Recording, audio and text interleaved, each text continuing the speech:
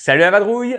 Vous avez été nombreux à me demander une suite à cet épisode. Je vous propose donc de nous intéresser à 5 nouvelles expressions mythologiques, ou pas. Pour ceux qui n'auraient pas vu la première partie, je vous suggère d'aller la voir pour vous rafraîchir la mémoire. Je vous mets le lien en fiche. Commençons donc en douceur avec la première. Qui va à la chasse perd sa place. Voilà une expression qu'on a souvent utilisée, étant enfant, pour narguer nos camarades de classe quand on leur avait pris leur place. Une expression bien connue et toujours utilisée par les enfants, même les grands. Mais d'où vient-elle? Cette expression n'a pas une origine mythologique en tant que telle, mais plutôt biblique. Elle est tirée de l'Ancien Testament. L'histoire à l'origine de l'expression fait référence au destin de deux frères, Ésaü et Jacob. Ésaü, en tant que fils aîné, était censé hériter de leur père. Ce dernier, âgé et aveugle, l'avait convoqué pour qu'il parte chasser le gibier et ainsi nourrir la famille. C'était son rôle de grand frère. Mais son jeune frère, Jacob, avait décidé de profiter de la situation sur les conseils de sa mère qui le préférait. Jacob avait ainsi préparé du chevreuil pour le servir à son père. Profitant de sa cécité et de son vieil âge, il s'était fait passer pour son grand frère, Ésaü. Croyant parler à son fils aîné, il lui avait alors donné sa bénédiction, mais aussi, par extension, le droit à l'héritage. À son retour, Ésaü dut constater qu'en partant à la chasse, il avait perdu sa place, autrement dit son accès à l'héritage, ce qui revient à dire que lorsque l'on s'absente, on risque de perdre sa place, ce qui est arrivé à Ésaü dans ce cas-ci. Toucher du bois. Toucher du bois est l'expression qu'on utilise généralement pour nous porter chance ou éviter de nous attirer le malheur. Personnellement, combien de fois je ne me suis pas déjà dit « touche du bois » pour me préserver de quelque chose qui pourrait être négatif ou me porter malheur. On l'a tous déjà fait, même vous, j'en suis sûr.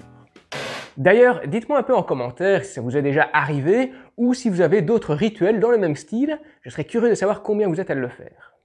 Derrière cette expression se trouvent des origines diverses qui se sont développées à différentes périodes de l'histoire. La première nous plonge 600 ans avant Jésus-Christ. À cette époque, chez les Perses, il était courant de toucher du bois pour s'attirer les faveurs du dieu du feu, Attar. Pour les Perses, le bois abritait le feu sacré. Dans la mythologie grecque, Zeus, le roi de tous les dieux, avait pour attribut le chêne. Toucher cet arbre majestueux permettait de s'attirer ses faveurs. En Égypte antique, on considérait que le bois dégageait un magnétisme bénéfique. Plus tard, au Moyen Âge, les chrétiens avaient pour habitude de toucher du bois en référence directe avec le Christ, qui s'était sacrifié sur la croix de bois avant de ressusciter. Ce symbole, très fort, les poussait à croire que toucher du bois leur permettait d'éviter le malheur, et au contraire de préserver la chance.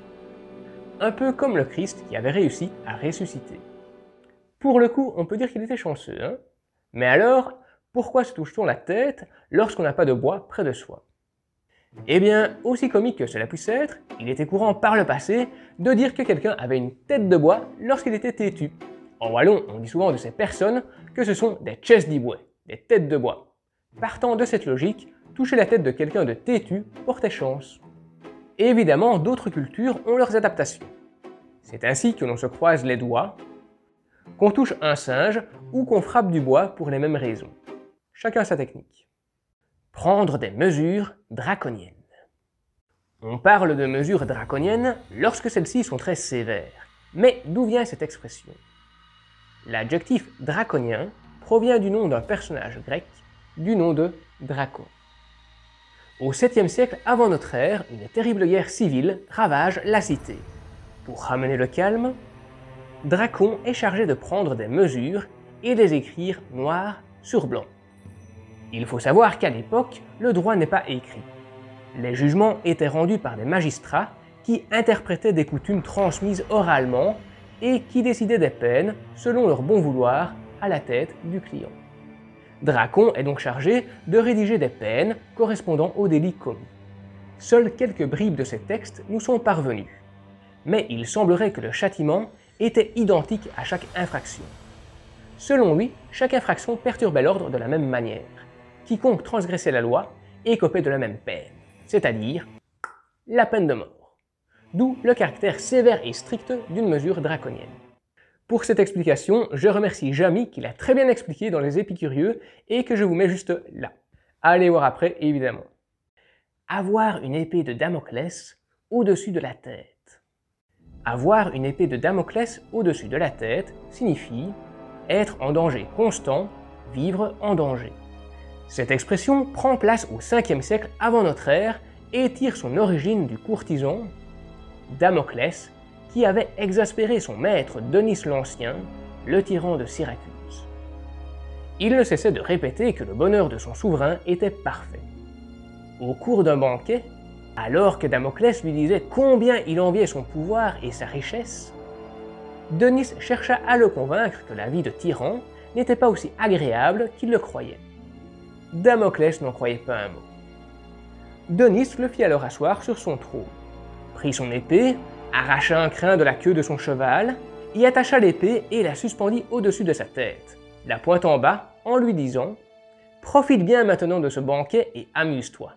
Tu vas rester à ma place jusqu'à la fin, et je te garantis que tu ne verras plus les choses de la même manière. » Effectivement, Damoclès, dont la vie ne tenait plus qu'à un crin, eut un peu de mal à profiter du banquet.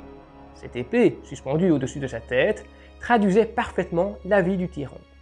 Toujours menacé par les complots visant son assassinat, les empoisonneuses qui voulaient sa mort, les épouses, concubines et maîtresses qu'il fallait satisfaire, l'argent volé aux pauvres, etc. Cette expression est donc la métaphore parfaite pour dire qu'un danger plane au-dessus de la tête de quelqu'un. Tonnerre de Brest! La dernière expression dont je vais vous parler m'a été proposée par Katia et je tenais vraiment à vous l'expliquer car c'est une abonnée très assidue, toujours présente à tous les épisodes, même à la première. C'est donc une manière pour moi de te remercier. Lorsque je vous dis « Tonnerre de Brest », vous pensez immédiatement au capitaine Haddock de la BD Tintin. Tonnerre de Brest, j'ai été roulé. Mais pourquoi Tonnerre de Brest? Brest est situé en Bretagne.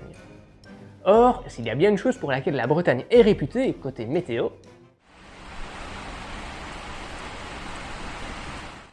c'est bien la pluie et non le tonnerre. Alors pourquoi parler de tonnerre? Eh bien, l'origine de l'expression n'a absolument aucun rapport avec le phénomène météorologique. Deux explications sont le plus souvent apportées et une troisième pointe parfois le bout de son nez. La première nous raconte que, par le passé, lorsqu'un prisonnier s'évadait du bagne de Brest, des coups de canon étaient tirés. Au-delà d'alerter les forces de police, il permettait d'avertir les habitants qu'une grosse récompense attendait celui ou celle qui parviendrait à le capturer. La seconde fait référence aux coups de canon qui étaient tirés chaque jour à 7h et à 19h, afin de marquer l'ouverture et la fermeture de l'arsenal brestois. On dit même que ce petit rituel, tel les cloches des églises dans les villages, réglait la vie de ses habitants. La troisième, moins connue, fait référence au déchaînement des tirs de canon postés sur l'île d'Ouessant, qui avait pour mission d'alerter le port et la garnison de Brest de l'arrivée de troupes ennemies. Tonnerre de Brest a ensuite été popularisé par le capitaine Haddock et son juron favori devenu culte.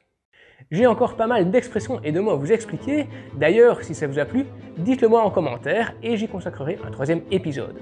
Pourquoi s'arrêter en si bon chemin? Pour ceux qui n'auraient pas vu la première partie, je vous la remets juste là. Et pour les autres, on s'attaque à des idées reçues bien tenaces sur la femme viking guerrière. Je vous en parle juste ici. Allez, on s'y retrouve!